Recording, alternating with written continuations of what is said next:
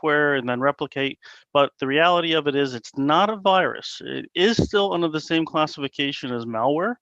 So ransomware and viruses are both malware. Ransomware specifically is um, a very subset classification. What else is it not? It's not a problem just for big companies. Half of all cyber attacks are targeted at small to medium businesses. Also, it's not a trivial threat. If you think of how frequently ransomware attacks are, some statistics would put it at one attack for every 14 seconds. So let's get into what ransomware is. Typically, it's considered a cryptographic or encryption-based attack, and that's what most people refer to as ransomware. It's malicious software that's designed specifically to infect machines, encrypt data, and then using that, obviously, it's using a mathematical algorithm to convert the data, usually in place. It usually is not copied off the machine, and then demand payments. And typically, the payments are requested in cryptocurrency, such as Bitcoin, because of the lack of ability to be traced back to a payer or payee.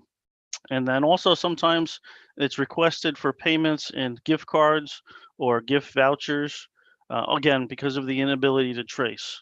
It's estimated that $76 billion of illegal activities involve Bitcoins. So if you think Bitcoins is highly used, you are absolutely 100% correct. Ransomware can encrypt the whole hard drive or certain file types, such as Office documents, and then it can also restrict a person from accessing their whole machine, as far as the computer itself can be blocked, servers, workstations, and the like. In many cases, the ransom amount is modest, and the reason why the ransomware or threat actors is like that is because they want to make it. It's a tactic designed to make the payment quick and easy, cheap, and get the user back in service. So maybe a little higher in some areas, especially as far as a bigger organization. And the way threat actors make money off this is the scale of economies. So if they have 100 and 75 pay, it all adds up. We'll also look at that a little later on with ransomware as a service, as far as how that may fit into the economies of scale. One variant of ransomware attacks is a denial of services or distributed denial of services attack, which has sometimes been used until a ransom is paid because it's affecting a business as far as their ability to do services.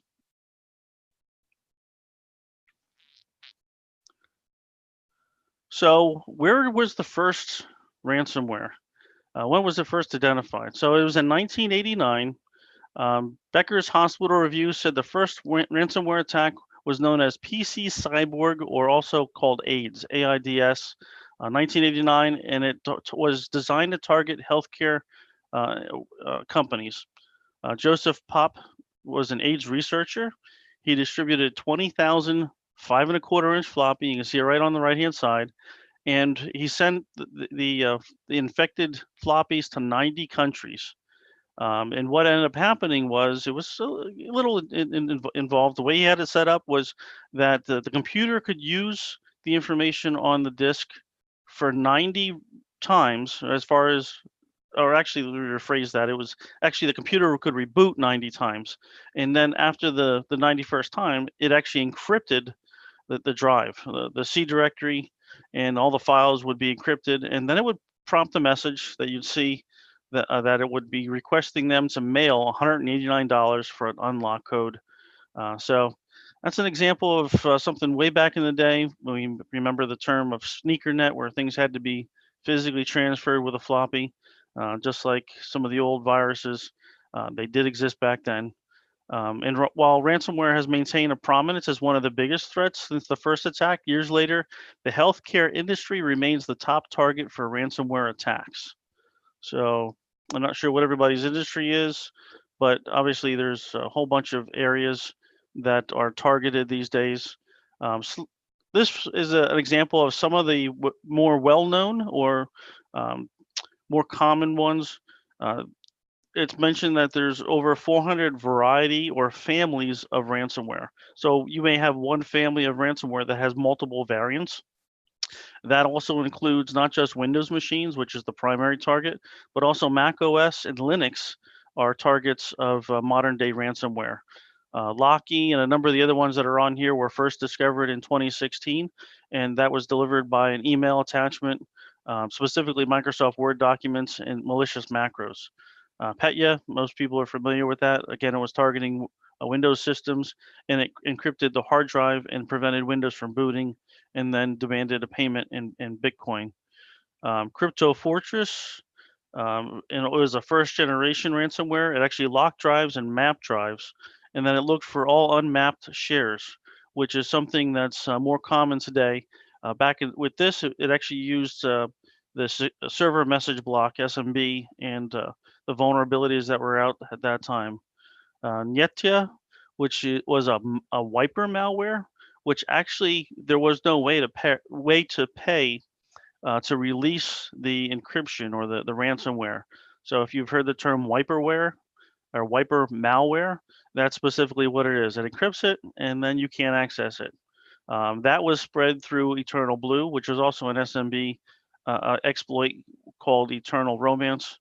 Probably have remembered hearing that in the news. Compromised older systems and appliances such as firewalls. There was a whole lot of attacks that were done. But you can use the next-gen firewalls, next-gen IPSs, Meraki MX, Cisco StealthWatch to actually look for issues that may still be open on your network, so that way you can patch them and secure them with obviously defense in depth. Drydex is a common one that was out there, version 1 back in the day, version 2. Doppelpaymer, which is actually in 2019, was commonly known around April of this past year. And then there's also variants in there. To date, it's been identified 8 distinct malware builds and 3 confirmed victims with ransomware amounts from 2 Bitcoin up to 100. So anywhere from 25,000 to over 1.2 million dollars as far as that were affected. And it also used techniques similar to BitPaymer back in 2018. Maze ransomware is one that is much more common. That's been in the news as of late. Threat actors behind it have used several methods, such as fake cryptocurrency sites, mal spam, or phishing campaigns, in the way of getting software in that takes advantage of unpatched vulnerabilities in IE and Flash.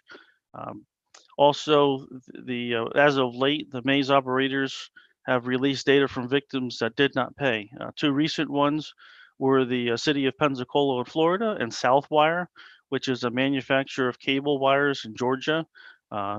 It's interesting because Southwire is actually suing the creators of Maze, and also in their area, which it's unlikely they're going to get any money from them.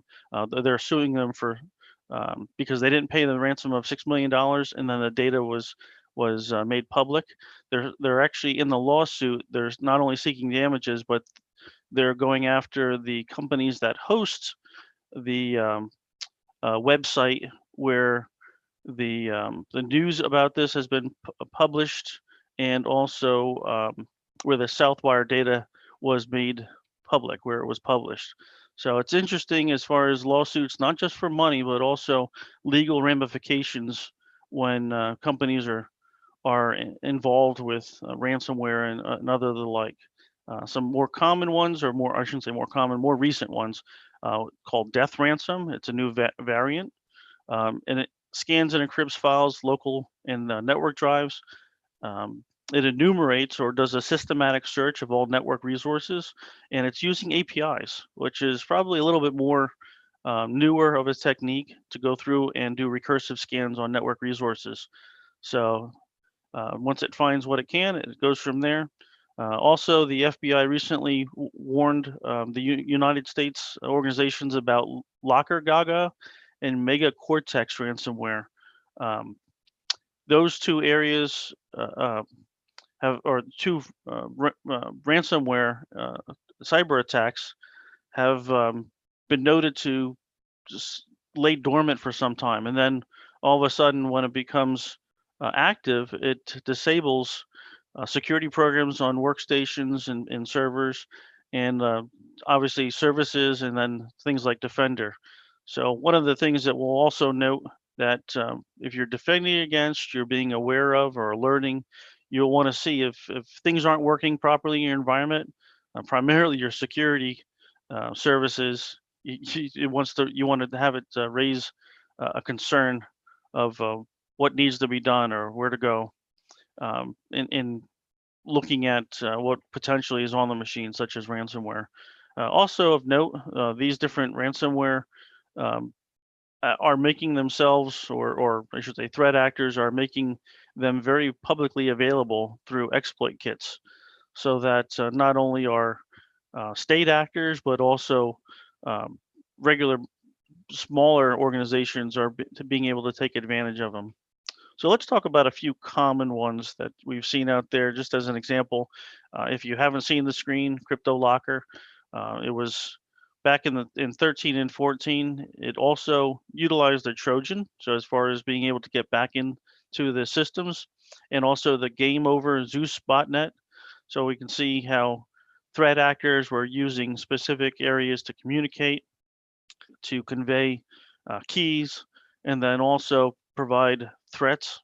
One of the things that was interesting about Cryptolocker back in the day is that they would delete the data off the drive after a period of time if the ransom wasn't paid, and then they would threaten as far as that you can only have the files unlocked online, but you'd also have to pay more as far as a higher price. And then there was no guarantee, obviously, that you would get your files after you pay. Another one that was out there that's been huge is WannaCry. It was a worldwide attack. They refer to it as a crypto worm because it spread with Microsoft computers, and again, tied back to Bitcoin requests, Eternal Blue. Obviously, if you're familiar with the NSA, the items that were leaked by the shadow brokers a few months prior to the attack, they actually took advantage of techniques that were recorded on file with the NSA. So it was kind of interesting. Most of these systems, or most of these are not affected much today, but it still happens. WannaCry also took advantage of installing backdoors on infected computers. So that was kind of interesting as far as for being able to utilize it for other botnet type of activities. So who are the threat actors? Obviously, we got warfare all the way on the right-hand side would be nation states. Those would be organizations that we're going to talk about in the next slide. But you also have individuals that are terrorists, espionage related, activism, crime. There's the second one from the left would be an area for financial gain. So it's going to be a couple different reasons why companies would do this or states would do it. Obviously, if a state can affect another state, or I should say another nation, if they can affect the industry, obviously we see that it would perhaps weaken a nation with the ability to fight back for an attack of physical or their industry, their commercialism, things like that. A lot of attacks will also be rise from internal, as far as individuals in the United States attacking other areas of the United States. It could be individuals like hacktivists or espionage. A lot of times, individuals will try techniques thinking that, hey, it's interesting to see what will happen, and get themselves in a much bigger issue as far as if they're found. Some of the areas, as far as threat actors, these nation states, they're referred to as APTs. An APT is an advanced persistent threat. It is an organization usually sponsored by a state that is a hacking group. For example, APT 10 is known as China's most active state-sponsored hacking groups. So because I said most sponsored or most active, there are other ones like the APT 41 is also of Chinese origin and backing. Some of it you can tell by who's being attacked, why they're being attacked. The APT 33 is also called Elfin, and it is an Iranian spy group. Interestingly enough, if you look at the URL, the attackmiter.org, there'll be a list of a number of them out there. APT 32 is also referred to as Ocean Lotus Group, which is a southeastern Vietnamese or Southeast Asian area. Their cyber espionage. A lot of companies will look at specific industries, such as the automotive. There are Vietnamese hackers that went after the BMW and Hyundai. So there's kind of interesting. Some groups are actually don't have an APT reference. At least I wasn't able to find some of them. Lazarus Group in North Korea. I wasn't able to find an APT, although there may be one out there already assigned to them. APT 38 is also another financially motivated group that's backed by North Korea. They went after South Korea for some of these attacks. So how do they find a victim? Who is the victim? Well, obviously, dollars make targets. So if you have the ability to provide money, and you also don't want to be impacted as far as in a long term because it affects your ability to make money, that is definitely a key area. Middle there, you'll see all the different flags for nation states because of cyber warfare between countries, governments, financial institutions, police, schools, hospitals, even private citizens, as far as the demand for ransom from targets that maybe not be as diligent or not as diligent for their respective areas of patching or security. One of the ones recent was the U.S. state of Michigan had ransomware in the requesting $10,000 in Bitcoin for the Richmond community schools, which is a smaller target. They were closed for a number of weeks because they were moving things over to backup servers. Also, a well-known flaw that's been out is Pulse Secure VPN. As of late, it's been in the news where there's a CV associated with it, 2019-1150, which is a Microsoft's graphics remote code execution vulnerability. And basically, this is a security patch for Windows that's been available since April of last year. And the problem is the software that's out there, if it's not patched properly, cyber criminals are using ransomware to not only delete data backups, but also to encrypt systems through that channel.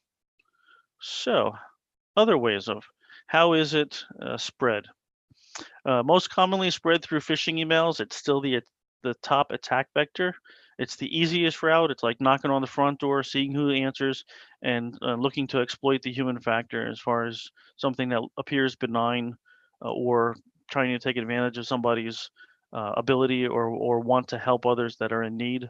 Obviously, attackers are doing that all the time. Cyber criminals constantly look for ways to exploit the human factor. It could be curiosity. It could be people that are well-intentioned, a disguised URL, and obviously one click is all it takes as far as to go to an area that could be a problem and deliver a ransomware. Typically, it's through massive spam and phishing campaigns. Malvertising is also an avenue where malicious actors distribute malware and ransomware through online advertising, basically clicking on an ad and being redirected to download malware behind the scenes without the user's knowledge. Some other things that we'll lead into here as far as scareware could be something as simple as far as saying that your system is infected. You need to go through and update your AV, and that's just a trick into another system. I'm sure we've gotten the phone calls or know of individuals who have gotten phone calls. Typically, the older folks, parents and grandparents of Microsoft tech support scams. So they need a remote in to work on systems. Also, screen lockers where individuals are locked out of their computer. It could be maybe that it's not encrypting ransomware, but it locks the screens and locks access to the files, but does not encrypt them. That's one of the easier ones to actually get around and work on and fix. Ransomware also, there's variants that will encrypt the master boot record in the drive then, specifically NTFS, and prevents the victim's computer from booting up into a live OS. Leakware also, or extortionware, exfiltrates data from the attackers and then threatens to release that information if not paid. And then mobile device ransomware. It's not as common, but it is definitely making more in the news. It infects cell phones through drive-by downloads or fake apps. So we are seeing that in the news, but shows the reason why that it's important to update your phone on a regular basis or have some third-party app on there to protect it. For some of these areas, if you have questions, I can always go through and make note of it. Do AV help in detecting ransomware before attack? I'm going to actually go through these questions afterwards. So I do see your questions being submitted in the text area. Droppers, some terminology. It's basically a software program that's on a PC, downloaded typically from a website or attached to an email that has malware embedded in it or encrypted within itself. It could be in actually multiple parts, so it could be multiple files. And then what happens is when all the files are available, it will assemble it. So some of these are pretty complex. Drydex used a dropper. You'll have some debate as far as a dropper, and then the next term, which is malware downloader. So a malware downloader may seem benign. It's actually a program that downloads and then reaches out sometimes to a command and control website, or it could be another website where malware is hosted as far as what may seem to be a legit site. A lot of times it uses JavaScript to go out and do it, to download as far as the ransomware. You may have heard the term drive-by downloading, when somebody unknowingly visits an infected website and then they download and install the malware without their knowledge. They don't realize what they've installed. Obviously, this is one area where it ends up quickly spreading through network shares. For example, WannaCry took advantage of SMB1 shares to infect using Eternal Blue exploit, which I mentioned earlier. But not only did it spread quickly, but it was spread through common supply chain attacks, such as managed service providers. One of the areas that to keep in mind is if you're doing business with a new company, be curious or be suspect of them as far as what are their security practices, especially if they're providing you with memory keys or things like that. As far as especially if you're connected via point-to-point VPN connectivities or I shouldn't say hardwire, but through data channels that you may not have an easy way to go through and scan them. Those are areas that to be very concerned with. Ransomware and wiperware may also spread via malvertising operations in what are called waterhole attacks. What they're designed to do is draw people to specific areas like freeware. Go out there and what they'll do is they'll take applications that are legitimate, they'll modify them and then add ransomware to them. So that way, when you get there, you got not only the freeware, but you actually have an extra bonus, which you didn't ask for. Ransomware as a service. We talked about the scale of economy, where ransomware as a service business model, each area gets a cut. Further up you get, a little less chance of getting caught because you're not directly involved. Ransomware as a service resulted in Cryptolocker, CryptoWall, Locky, and Tesla Crypt. Those are some ransomware examples. And it's estimated that just one of them, CryptoWall, has generated more than $320 million in revenue to date. Some of the areas that are involved in this, Iran has a history of directly targeting the various areas. Specifically, India has been a popular target from some of the areas. The United States is probably one of the #1 areas of being attacked, but also a number of these other areas like Iran have been on the high list of being attacked. Interestingly enough, when I was going through and doing my research, there's also an ATM D-Track ransomware, which is on ATM servers. It's a new version of an old area called DTrack, and then also a remote access Trojan that's focuses specifically on ATMs. Ransomware attack steps. Here's basically the chain model of an attack. Obviously, they're first getting the infection online. They're exchanging keys as far as the fact that it needs to encrypt it. The encryption happens, the extortion or the extortion attempt, and then potentially unlocking of your files or whoever's files that um, may pay up. But again, that's no guarantee. It's not something that you would want to look at lightly. Uh, this is an area where a pound of prevention is definitely worth as much as you can possibly put out there of money that you may pay. So it's important to know the steps in the sense of, hey, you see something going on, there's probably more coming. If you have a gut feeling, act on it. Don't just wait for the next event to occur. So here are some of the steps I recommend as far as if you get an infection, if you're working with somebody who has been infected, obviously stay calm. Um, Take a step back, think about it. We're recommending individuals not to pay the ransom because typically the more individuals that pay, the more it's going to occur. As far as um, it's potentially a bigger spread or occurring to and affecting more people based on that if you're paying. Windows safe mode, some of the things that were mentioned as far as it may not affect the files themselves. So you might be able to boot into Windows safe mode. You might be able to use antivirus or anti-malware as far as to go through and clean things up. Um, Hopefully you have a good backup. One of the things we're going to talk about later on is backups. So it's not a matter of having a single backup. One of the military phrases are one is none, two is one is none. So make sure that you have multiple backups. Make sure that they're validated. How important is it to you? Can you exist without it? We use web guides, nomoreransom.org. There's a number of different sites that are out there that are valuable. Even the authorities like the FBI, they have resources that have been made available to them, some that have been made publicly available to go through and be able to decrypt the files that have been encrypted.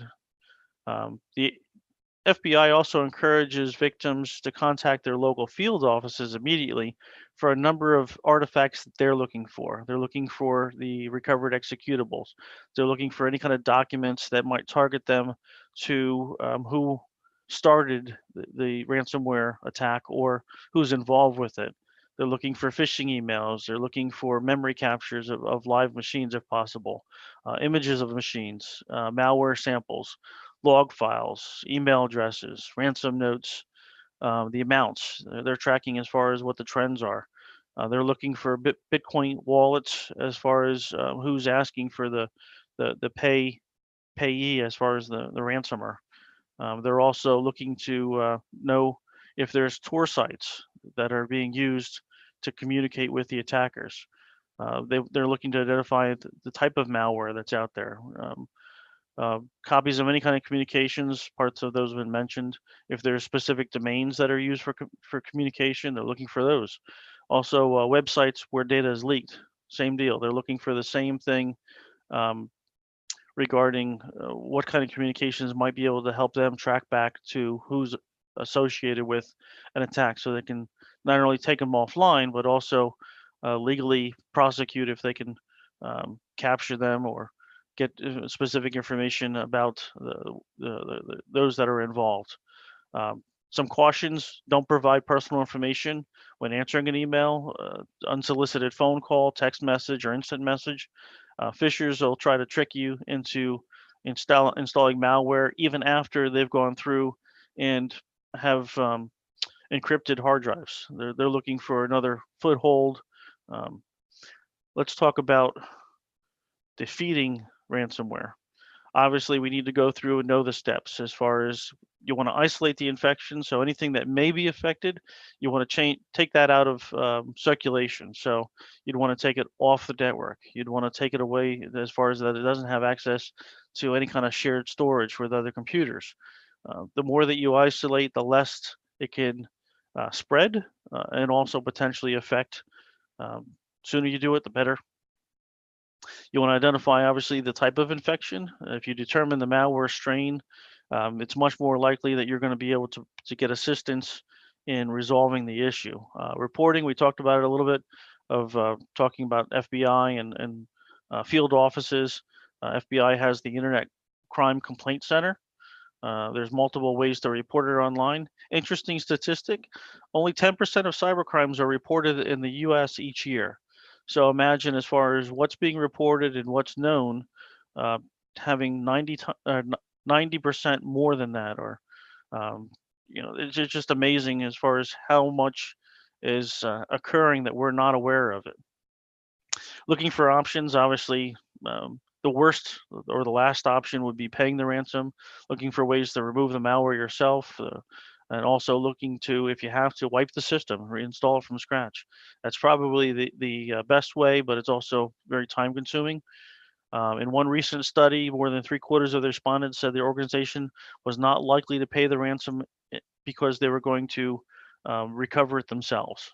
But obviously, that affects your business. And if your business is being online, it's going to impact your dollar at the end of the day, and also maybe a reputation impact as far as companies being able to trust on you later in time. And then also planning to prevent. Planning to prevent is probably what I would say is the most important aspect of all. Whether you're a single person, as far as at home, you're at a company, how are you handling um, being preemptive in what could happen? So I'm going to throw up here a couple different areas that I will definitely highly focus on. They're not sequential.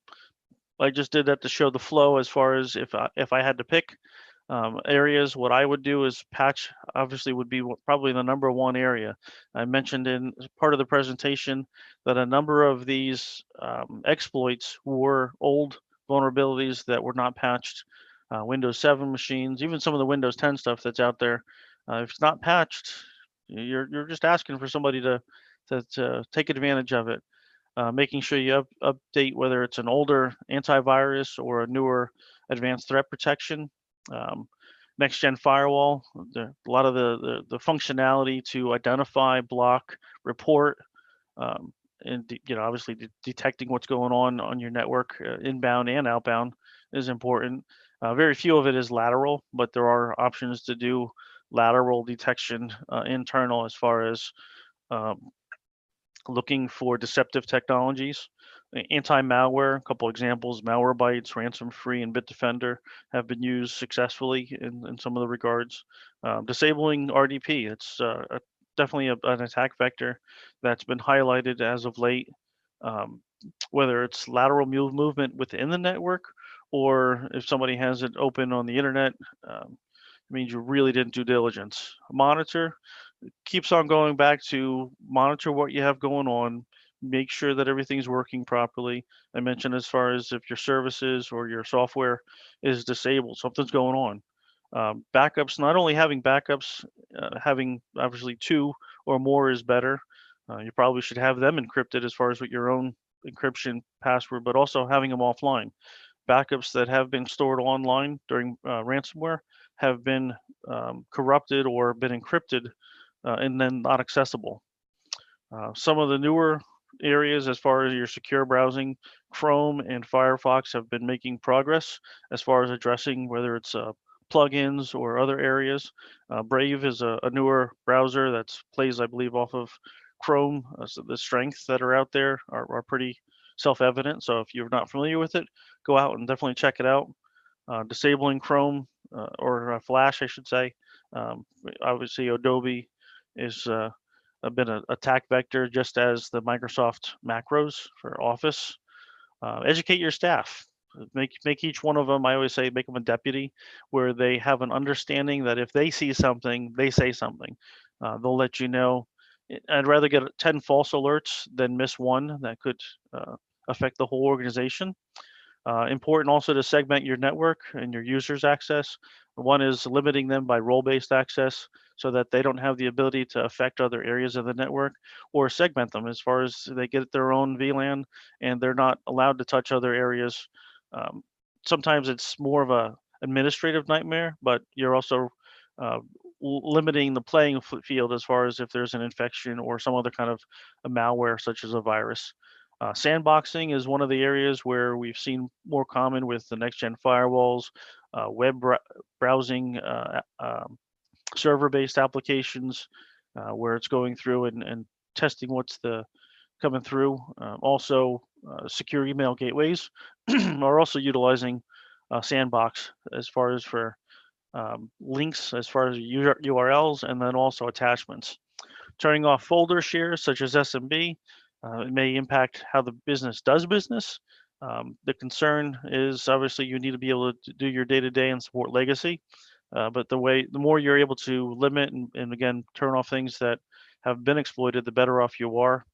Again, with the firewalls, packet inspection, malicious actors have taken advantage of using encryption, such as SSL and TLS. So if you're able to, say, break the encryption, such as next-gen firewall, and be able to inspect, the better off you are. Well, what happens when you are infected? When something does happen? Better make sure that you have some kind of run book that individuals know what kind of game plan that who should be called, when they should be called. Better to be on the safe side. So not just ransomware run books, but how are you handling your day-to-day activities?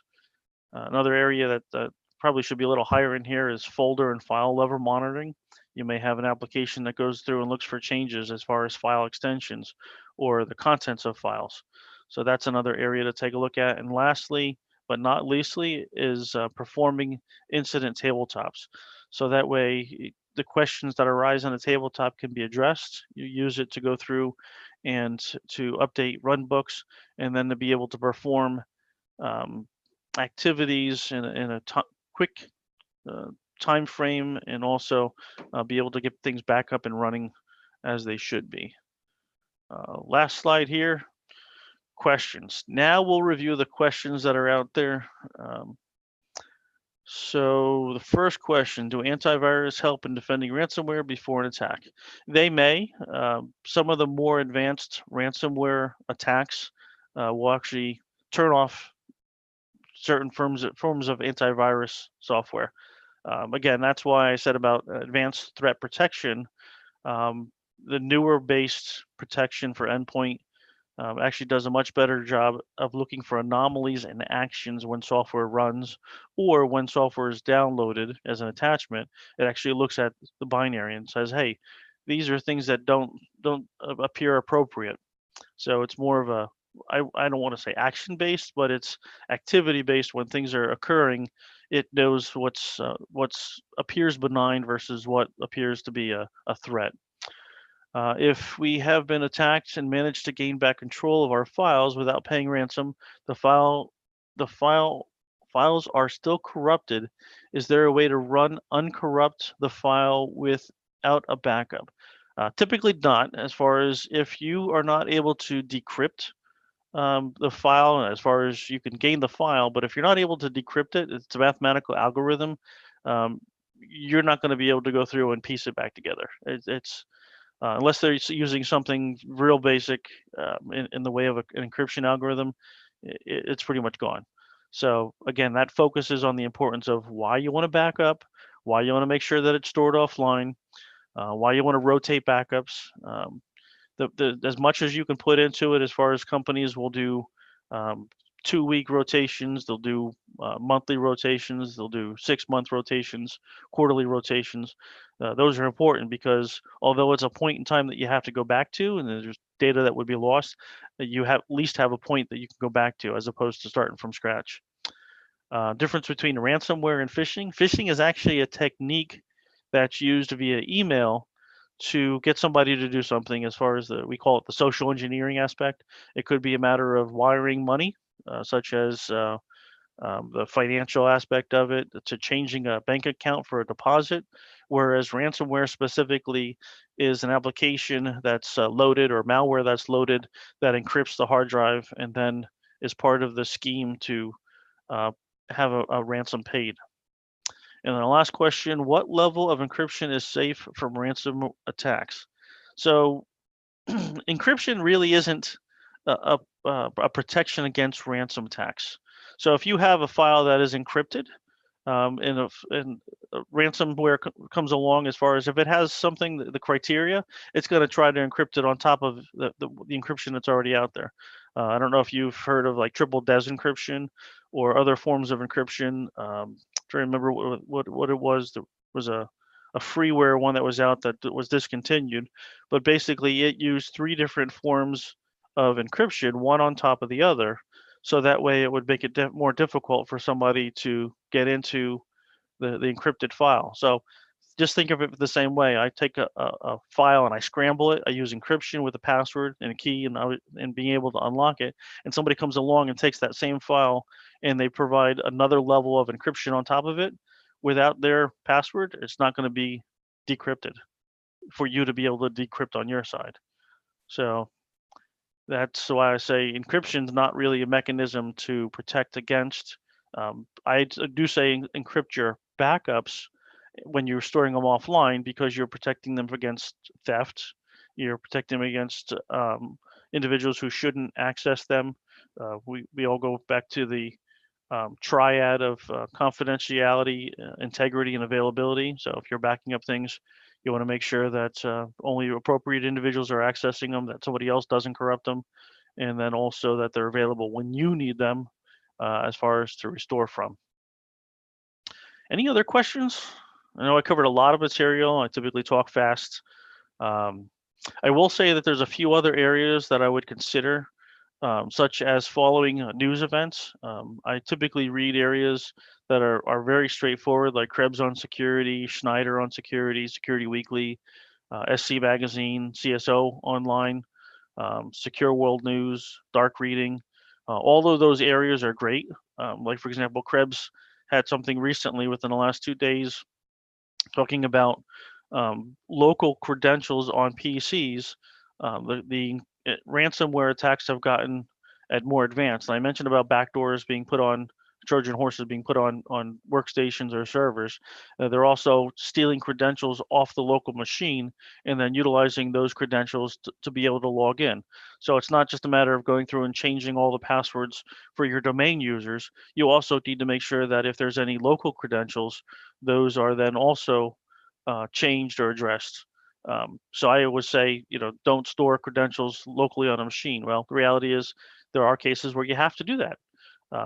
You may want to use a privileged account manager, CyberArk, a Thycotic secret server, something to go through and manage your service accounts that are on your local machines, and then also a process to go through and routinely change those passwords. So it's just not a matter of addressing an issue when an issue occurs. You're doing good housekeeping. You're going through and making sure that if something is compromised, you go through and change it. There was a statistic, trying to remember if it's in my notes here. Yep. You want to educate family members and coworkers. 28% of adults in the US use the same password for all of their online accounts. That blew my mind, but it also shows that we are typically a very relaxed or lax culture. Some would say lazy. I try to use the term, I'm efficient, not lazy. So I'm looking at how do I manage my passwords? I use a password manager. Make sure that I do as much diligence as possible to make sure that every password is different, and never am I going to remember them because they're so complex, or secure, I should say. Complexity and security are also 2 concepts of passwords where you can make it complex, where you can make it require all kinds of characters and uppercase and lowercase and numbers, but you could have password 123 exclamation point, which is a complex password, but really it's not as secure because it's something that people commonly would use. So just something to keep in mind. Obviously telling them beware of phishing, those family members or coworkers, employees, of getting emails from people that you don't know, offers too good to be true, downloads from sites such as torrent. Some will go out and try to download videos or things like that in their personal space, but realize that when you play in a cess mire, as far as the potential to get some dirt on you is not good. So free may be very costly. Any other questions?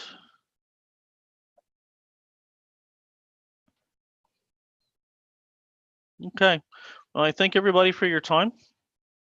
Hopefully you've learned something. If you have any questions, anything for me, I'm more than happy as far as to, you can reach out to me on LinkedIn or via email or a number of other avenues. So I thank you very much. Have a great day.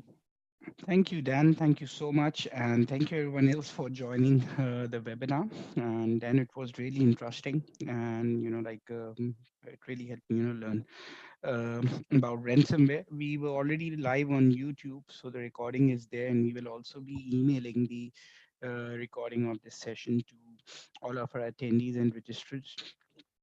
And Awesome. if you have any questions, please feel free to reach out to us and we'll be more than happy to answer those. Thank you very much, Shane. Very much appreciate the opportunity. Thank you, Dan. Thank you so much. Have a good Yep. day. Bye-bye. Bye.